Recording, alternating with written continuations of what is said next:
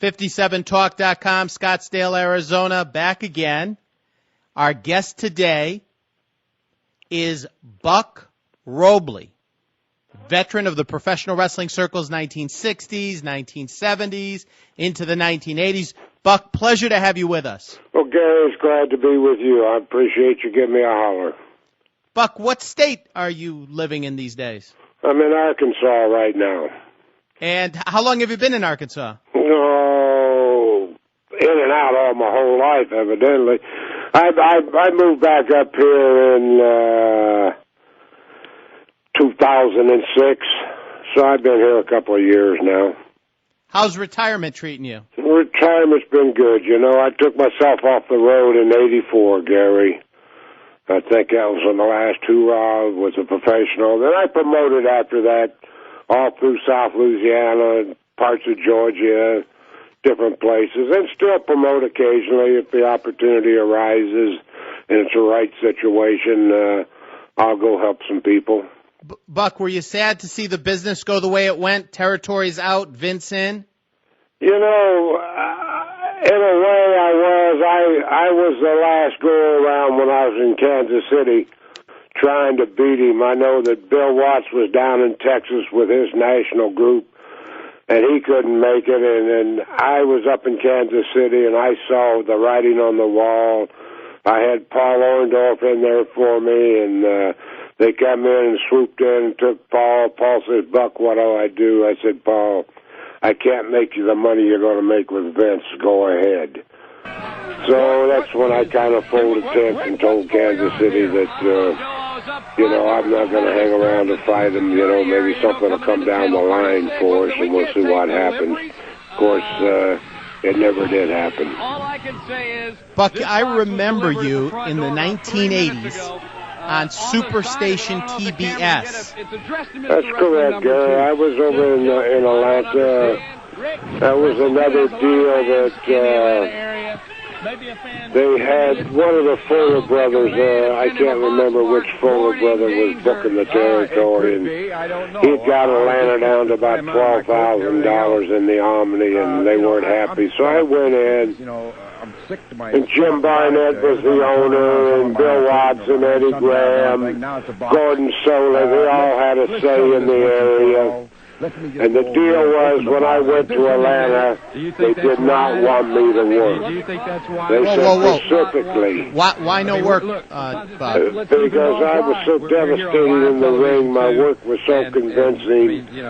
My actions spoke louder than my words. I would get over quicker than anybody on the Atlanta TV, and I could control the talent, and I could control the TV. That's why they didn't want me to work. They just wanted me to use my mind and book for them. And at that time in Atlanta, as usual, you know, you were working with people that didn't want to get beat on TV. They didn't understand the business, that you could get beat on a national TV and still draw money. A very good example is nobody but myself. I was a booker in several territories. I beat myself every night, looking up at the lights, and came back and drew more money as a booker and could have put myself over every night. But as for business, I saw other ways to make money. So I got into a situation in Atlanta with Tommy Rich, who was hands-on with Barnett. You couldn't touch the Wildfire. Gordon Solie was coming up out of Florida with Eddie Graham's little remarks. Bill Watts was calling me and wanting me to know how I was doing. Slowly but steadily, I started putting my little crew together, and we got to rocking and rolling in Atlanta. Oh, okay. Now, Buck, Atlanta was always big on TV in the late 70s and 80s, but the territory attendance-wise would go up and down pretty dramatically, right? That's true. Barnett had a history of he wanted to call every promoter in the country and say, "Oh, my God, do you know I just sold this town out?" Well, we might have sold the town out. We might have had every superstar in the country on the card. To me, that wasn't business. But Atlanta was the mainstay. The Omni was the main payday. Columbus, Georgia was a fair town with Fred Ward. He wanted to run it his way. He didn't want any outside help except he wanted all the stars off Atlanta TV. When I took over the Atlanta TV, all the stars had left. Ole pulled out. Ole had gone to North Carolina. The last thing Ole said to me, he says, Buck, keep this territory alive. Don't kill it. Well, I never killed a territory. I always took a territory that was down and rebuilt it and left it in good shape when I left. And I did the same with Atlanta. Now, Buck, when you were in Atlanta, who were the feature performers? Is this during the time of the Freebirds? No, I brought the Freebirds over later on. I always took Bruiser Brody with me everywhere I went. Okay. Brody and I go back, way back in the early 70s when he first got a start. I helped him in Louisiana, helped him go on with his career through Dallas, Kansas City, St. Louis, helped him become an independent rassler and handled a lot of his business, got him into Puerto Rico. After I told him we shouldn't go there, he said, just get me in. I got him in. Of course, you know what happened after that. But that's neither here nor there. But Atlanta was a tough area for us. It was hard. But, Buck, who was on top when you were booking? I ended up with the Freebirds, the Junkyard Dog, Bruiser Brody. I had Abdul the Butcher with me. Let me give you a little background of what happened. I shot an angle over there in Atlanta. I got on TV. The first hour I went out and I put Tommy Rich over. The second hour I come out, I beat Tommy Rich from pillar to post, and they never seen anything like it. Gordon Soley stood up and told the production crew and everybody, you can't put this hour on. There's no way the public will accept what Buck Robley did to Tommy Rich. And Jim Barnett called me that night, and he says, oh, my God, Buckles, my boy. That's what he always called me, Buckles. That's the greatest show I ever seen. It's unbelievable. Well, Gordon Soley went back and told Eddie Graham. Eddie Graham called Bill Watts, told Bill Watts that I was on TV, that you promised you wouldn't let him get on TV. And about a week later, they come with a suspension. They said, well, Ted Turner said it was the most horrible, despicable act that he's ever seen, and I'm going to keep him barred. He's going to bar me for 2 weeks from the TV. Now, wait, Buck, what exactly was the act? The whole deal was they didn't want me on TV. Prior to that, I had caught the house. Let me tell you, Gary, the house went from Atlanta from a 12.5, continued climb up the ladder. I did a little thing with Don Carson and Dusty Rhodes and drew like 35,000 on Don Carson's last trip. He said, Buck, help me out. I'm getting remarried. I've got a young family. I need a payday on the way out.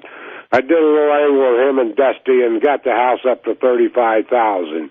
Well, come to find out, the house was bigger than 35,000, and I approached the office about it.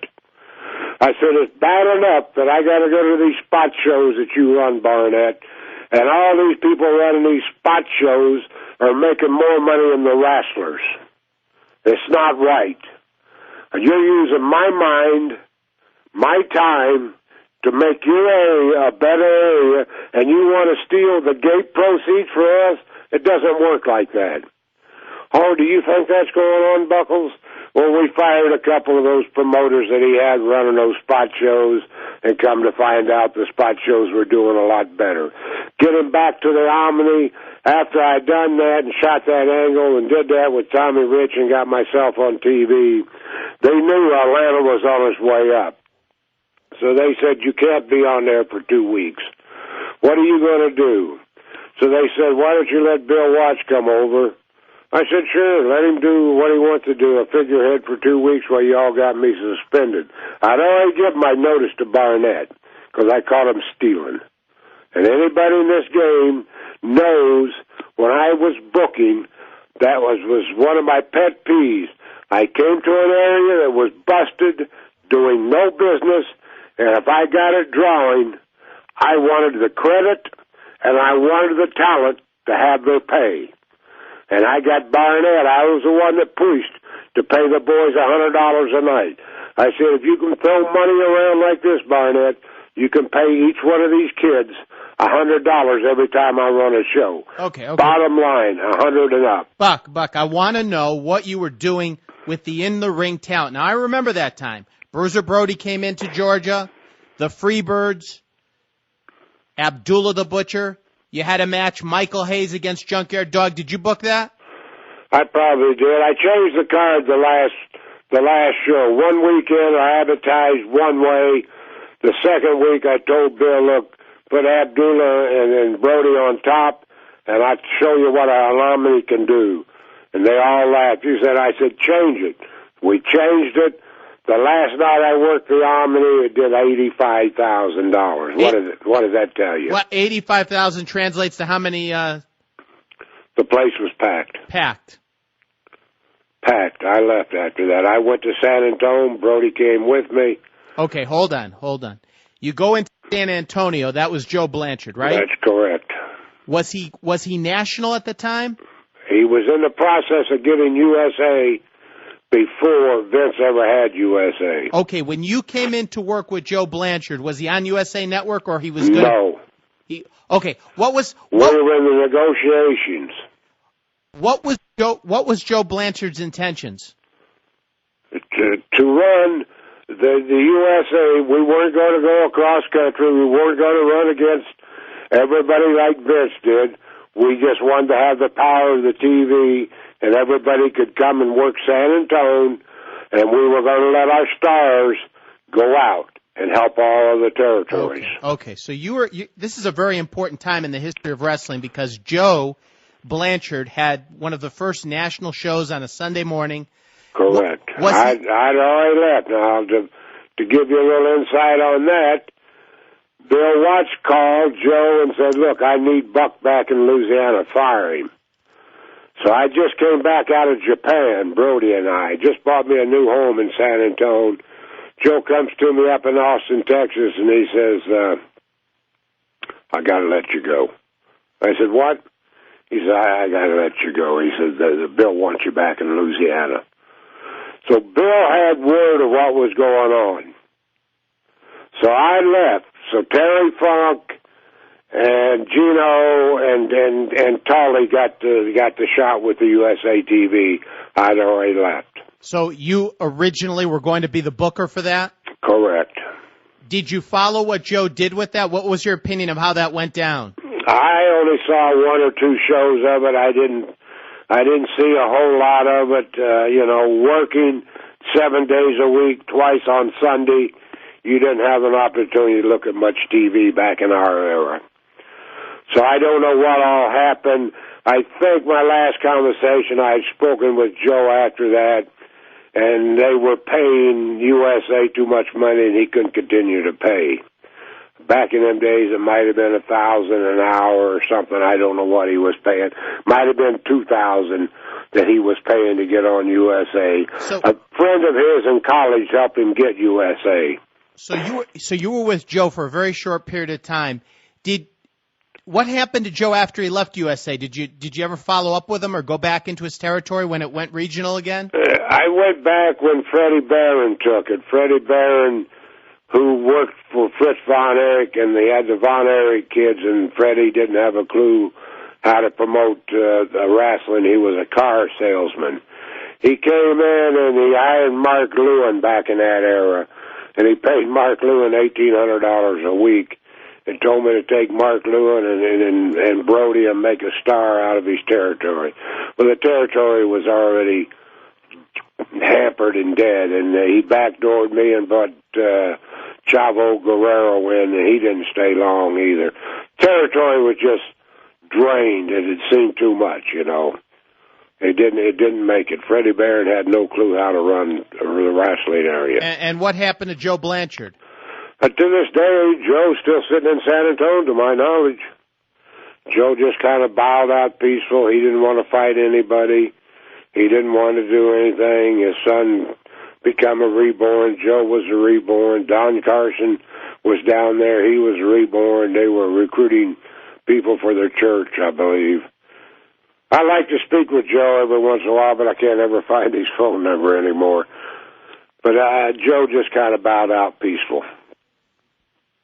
Buck, when you were in Georgia, we're going to go back to that for a moment, because I remember I didn't know you were the booker. Were you the sole booker at that point in time? Right. I had it all. Because that thing was red hot when Brody was in, Abdullah, the Freebirds. I remember they but wrestled. But Gary, we didn't stay long. After I called them stealing the money, and Barnett even come and admitted it, that they were stealing money from the gate to make up for the losses that they lost with the Fullers as the promoters, I said, I don't care.